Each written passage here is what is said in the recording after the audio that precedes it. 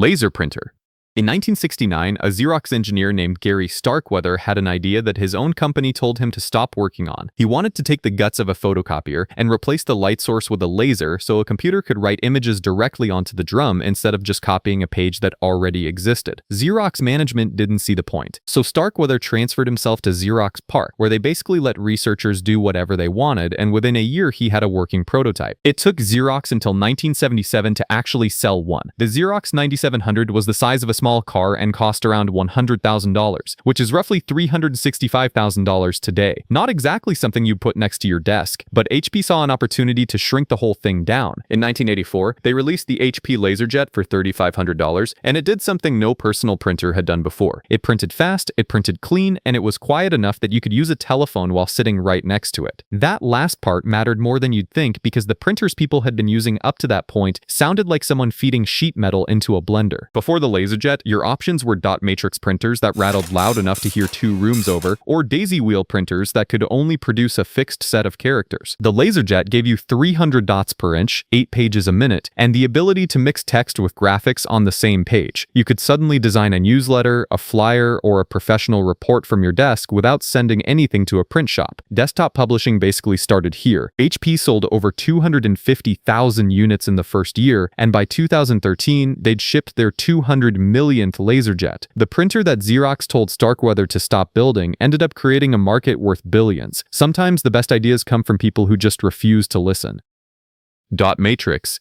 Before laser printers existed, before inkjets existed, there was the dot matrix. OKI built the first serial impact dot matrix printer in 1968, and by the early 1970s, companies like DEC and Centronics had their own versions on the market. By the 1980s, models like the Epson MX80 were everywhere. If you used a computer in that decade, you heard one of these things, constantly. The sound was a rapid-fire metallic scratching that could fill an entire office floor because the way it printed was genuinely violent. A row of tiny metal pins would physically slam forward into an ink-soaked ribbon, punching dots onto the paper one line at a time. The thing that kept dot matrix printers alive, and still keeps them alive today, is something no modern printer can do. Because the pins hit the paper with actual physical force, they can print through multiple layers at once. So if you had a 3-part carbon form like an invoice where the customer gets a copy, the warehouse gets a copy, and accounting gets a copy, one pass through a dot matrix printer handled all 3 simultaneously. Try that with a laser printer and you'll get 1 printed page and 2 blank ones. That's why banks, shipping companies, and even airports still use them. If you've ever stood at a gate and heard that unmistakable metallic chatter coming from behind the counter, that was a dot matrix printer doing what nothing else can.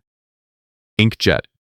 The same year HP released the LaserJet for $3,500, they also released the ThinkJet for $500. It was slower, the resolution was worse at 96 dots per inch compared to the LaserJet's 300, and the print quality couldn't compete. But it was a fraction of the price, it barely used any power, and it was quiet. For a home user who just needed to print a letter or a school report, that trade-off made perfect sense. By 1988, HP followed up with the DeskJet at $1,000, and by 1993, the price had dropped to $365. Inkjet printers became the default home printer, and they've held that position ever since. The way it works is straightforward. Liquid ink gets pushed through nozzles smaller than a human hair, depositing thousands of microscopic droplets onto the paper. HP and Canon use heat to fire the droplets. Epson uses a piezoelectric crystal that flexes when electricity hits it. Either way, the result is the same. Tiny dots of cyan, magenta, yellow, and black, layered precisely enough to produce everything from text documents to full-color photos. But the business model behind inkjets is where things get cynical. It's basically identical to how razor companies work. Sell the handle cheap, then charge a premium for the blades. Manufacturers have been known to sell inkjet printers at a loss, sometimes $30 or $40 below cost, because the real money comes from the cartridges you'll keep buying for years. Consumer Reports found that printer ink can cost anywhere from $13 to $75 per ounce. Per gallon, that works out to somewhere between $1,600 and $9,600, which makes it one of the most expensive liquids you can buy. HP alone holds around 4,000 patents just on ink and cartridge technology. That's not R&D to make your printer better, that's R&D to make sure you can't use anyone else's cartridges. And if you've ever tried to print a black and white document only to have your printer refuse because the cyan cartridge is empty, that's not a bug. That's the business model working exactly as intended. The inkjet printer itself was never the product. You are.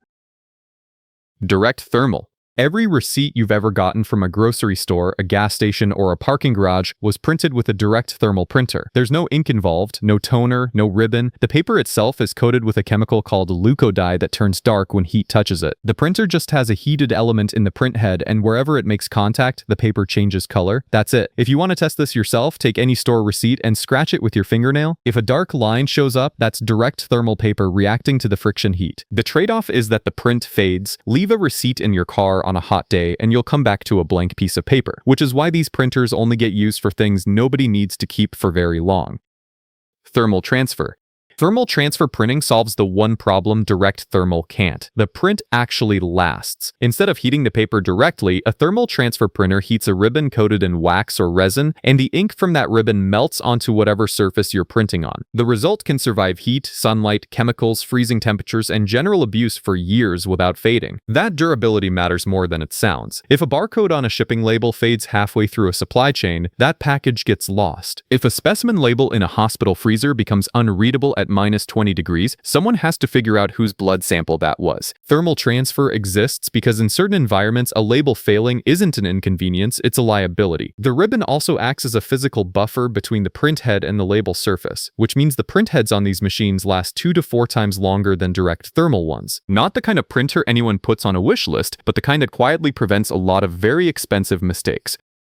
FDM 3D printer. In 1988, an engineer named Scott Crump was trying to make a toy frog for his daughter. He loaded a glue gun with a mix of polyethylene and candle wax and started layering it by hand, building the shape up one pass at a time. It worked. And somewhere in the middle of making a children's toy, he realized he'd stumbled onto a manufacturing process. The next year, he filed a patent for what he called fused deposition modeling, and he and his wife Lisa founded a company called Stratasys to sell machines that could do it automatically. The concept is simple. A spool of plastic filament feeds into a heated nozzle, the nozzle melts it, and a motorized print head lays it down layer by layer according to a digital file. Instead of cutting material away like a milling machine or pouring it into a mold, you're building it up from nothing. Need a custom bracket, a replacement gear, a prototype of a product that doesn't exist yet? Design it on a computer, send it to the printer, and come back in a few hours. But for 20 years, Stratasys owned the patent, and their machines cost tens of thousands of dollars. Even by 1996, the cheapest option was still around $50,000. This technology existed for 2 full decades, and almost nobody outside of corporate R&D labs could touch it. Then in 2009, the patent expired, and everything changed. An open source project called RepRap had already been proving since 2005 that you could build a working FDM printer from cheap parts, and some of those printers could even print the components for another printer. Once the legal barrier disappeared, companies like MakerBot and Ultimaker flooded the market with desktop 3D printers that cost a few $100s. The price didn't just drop, it dropped by roughly 100 times. A technology that had been locked behind corporate walls for 2 decades was suddenly sitting on people's desks at home. One more thing, fused deposition modeling is still trademarked by Stratasys, so every other company on the planet has to call the exact same process fused filament fabrication instead, same technology, different name, because of a trademark on 3 words. All of it started because a guy was trying to make his kid a toy frog.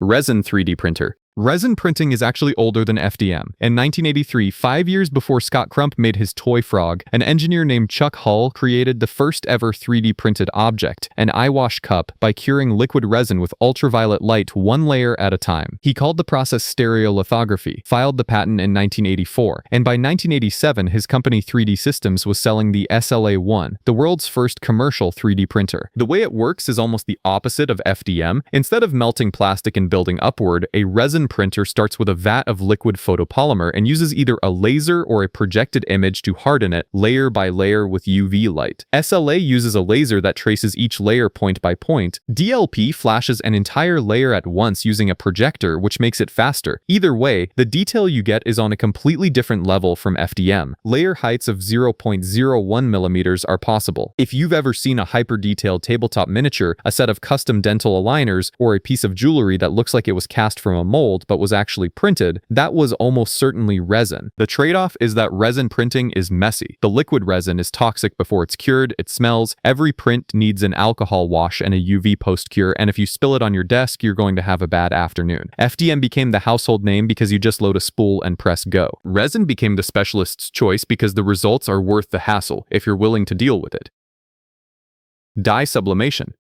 Dye sublimation does something no other printing method on this list does. It turns solid ink into a gas, skipping the liquid phase entirely, and that gas doesn't land on the material, it penetrates it. The dye embeds itself into the fibers or the polymer coating, so the print becomes part of the object rather than a layer stuck to the outside. The process needs heat, usually around 400 degrees Fahrenheit. In the photo printing version, a heated print head vaporizes dye from a ribbon directly onto specially coated paper. That's how photo booths and event photographers print sharp, smudge-proof pictures on the spot within seconds. But the more common version today uses an inkjet printer to put sublimation ink onto transfer paper, and then a heat press does the actual transfer onto the final product. The catch is that it only works on polyester or materials with a polymer coating. Cotton won't bond with the dye, but if you've ever wondered how a custom sports jersey keeps its design through hundreds of washes without peeling or cracking, this is why. The image isn't printed on the fabric. It is the fabric. Plotter.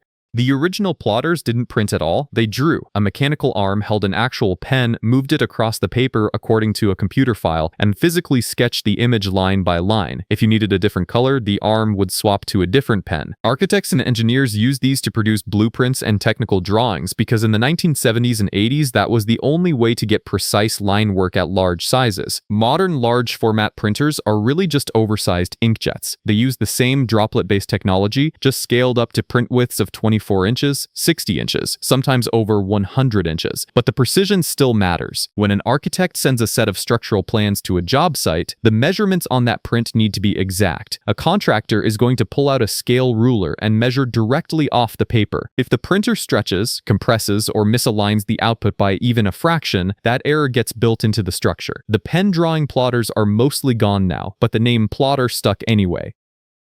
UV flatbed.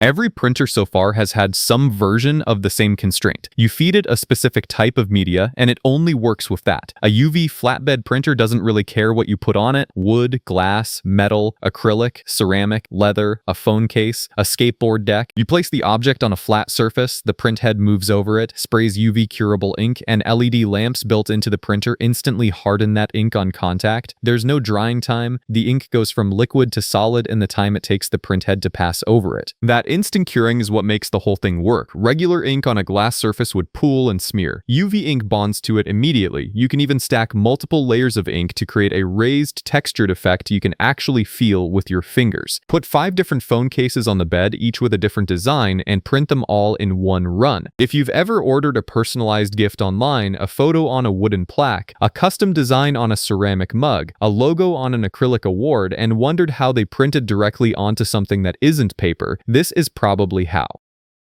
Bioprinter.